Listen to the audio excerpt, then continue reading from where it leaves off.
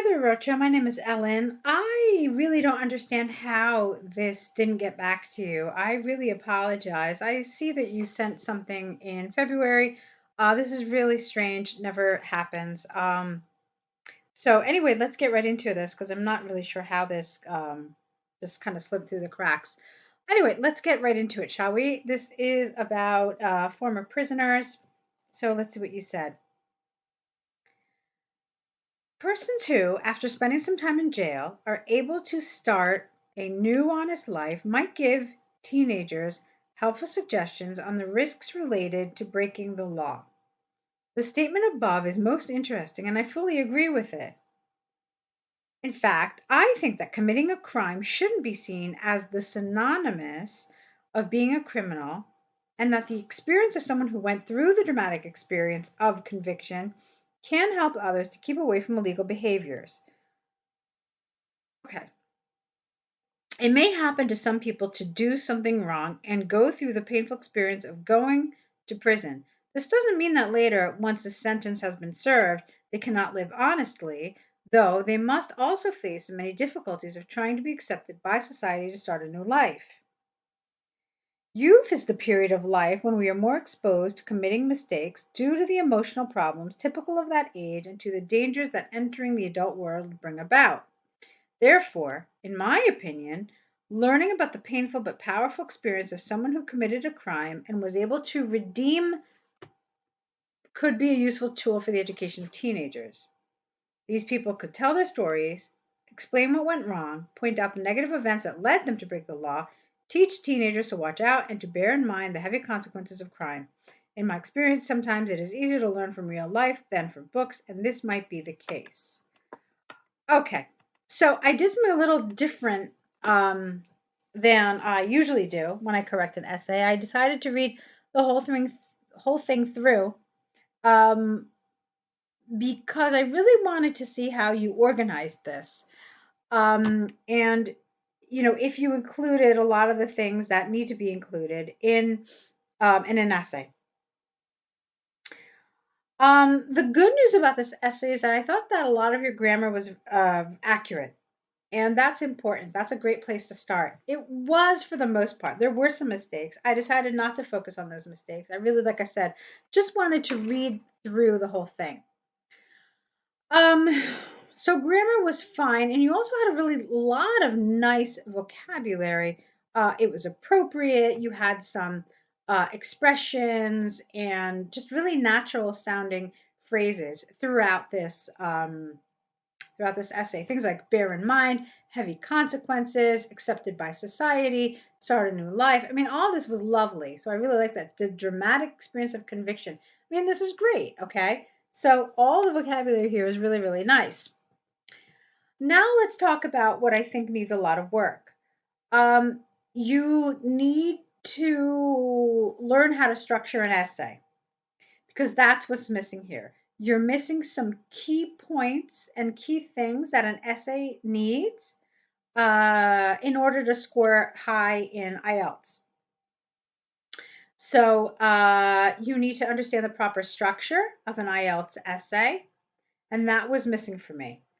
So essentially, it's issues of coherence and cohesion, which, as you probably know, is one of the 4 criteria, as well as task achievement. So the good news about this is that these are essentially they're not language skills, they're writing skills, and these typically can be more easily um, gained, more easily improved quickly, more so than things with grammar and vocabulary. Um, so that's my sense of this first essay. I haven't read your second one yet, but I do want to just kind of point that out to you. And why don't we look at the second essay too, and then we'll get back to my suggestions about your next steps. Okay, so we've got a task 1 here. Let's see.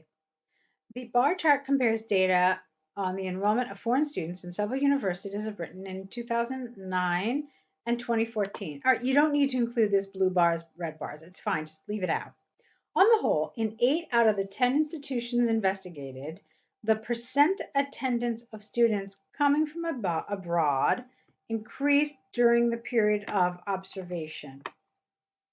Let's see, an 8 out of 10. 1, 2, 3, 4, 5, 6, 7, 8. Okay, now that's fine, it's accurate, but I'm going to encourage you not to use data. Even this 8 out of 10, that's data. And you don't want to include this, not in your overview, because the overview is literally just that. It's like a statement giving you the general idea, but it doesn't include any data. Once it starts to include data, it is no different than a detail paragraph. And so if that's the case, then the examiner is going to say, okay, well, there's no overview here, so it gets a 5. In other words, without an overview, you can't get a 6 or anything higher than that. So it's really important to have a very clear overview and an overview that is appropriately expressed. So no data, no specific data. All you needed to do here was say, on the whole, the majority of institutions investigated, okay? In the majority of the institutions, the percent attendance of students coming from abroad increased, okay? And then you're fine. More in detail, the figures for 2009 show that in that year, the University of Brighton had the highest proportion of foreign students. Let's see, Brighton, Brighton, Brighton. I have to check your data. Give me a second while I do that. Yes, it did. Okay, fine. Followed by Leeds. Leeds. Okay, yes. Liverpool and Birmingham, whereas the percentages for the other universities ranged between 1 and 6%. That's great. What a nice use of a range here. Excellent. That's a good idea to do, especially when you have so many data points like this. I mean, what do you have? You have 20 pieces of data, so it was a very smart thing to do. We'll talk about that more in detail. Data for 2014 show that Brighton, though still leading the rank, had a small attendance increase from 12 to 13, whereas Birmingham rose from 8 to 12, thus outrunning Leeds. All right, this is a little strange. From 9 to 10. Okay, now you're getting a little complicated here. I don't know if you necessarily needed to say all of this like this. Let's see. So what are you telling me about Leeds? And what are you telling me about Liverpool? Leeds, okay. And Liverpool.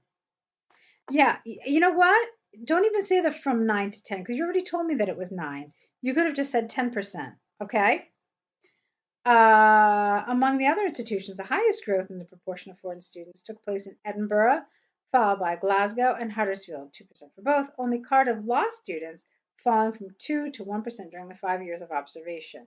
All right, so did you mention all the schools? Let's see. The thing that I found here is that you didn't mention all the schools. So you didn't mention Manchester from what I could see, and you also didn't mention, which one did I find? Bristol, I think you didn't mention as well.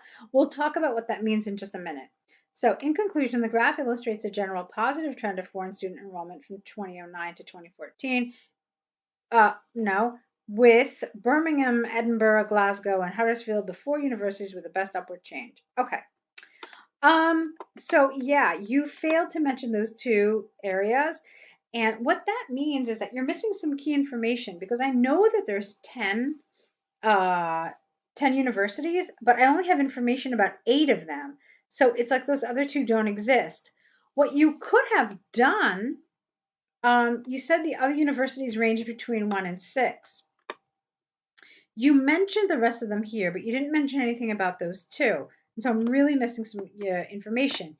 What you could have done, going back to what I said before, is whereas the percentages for the other universities, and here you could literally, just as you've been doing, in parentheses, write what their names are. So there's 6 more universities, right?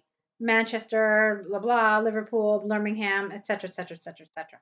So other universities, parenthesis, and then write the names of the 6 universities. Okay. And when you do that, you you at least include them. I have some information about them that they're this between this 1 and 6% thing. And then you get out of this dangerous territory of getting a 4 in task achievement. Why would you get a 4? Because you're missing some key information. I mean, we don't know all the categories that you have. We know that there's 10. We don't know who they are. And so we really need some kind of information about that. So definitely include them, again, even if it's just by name, very, very briefly. Okay? And that would have been, in my opinion, the most ideal place to include them.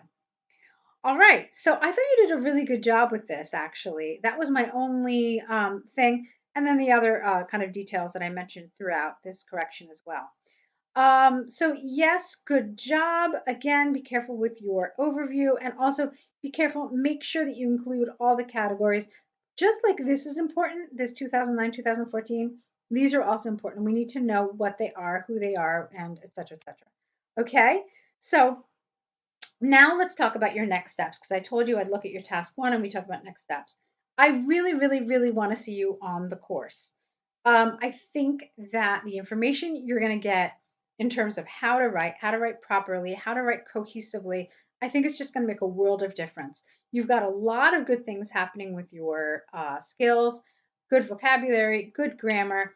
What we need to do is we just need to uh, just kind of put it all together in a more structured, more IELTS appropriate kind of format. And so I really would like to see you on the course. I know you said your exam is in a month. You can finish the course in a month. People have finished it in far less, believe me. So see if that's something you can do. And I hope we'll get to see you on it very soon. Okay. Best of luck to you.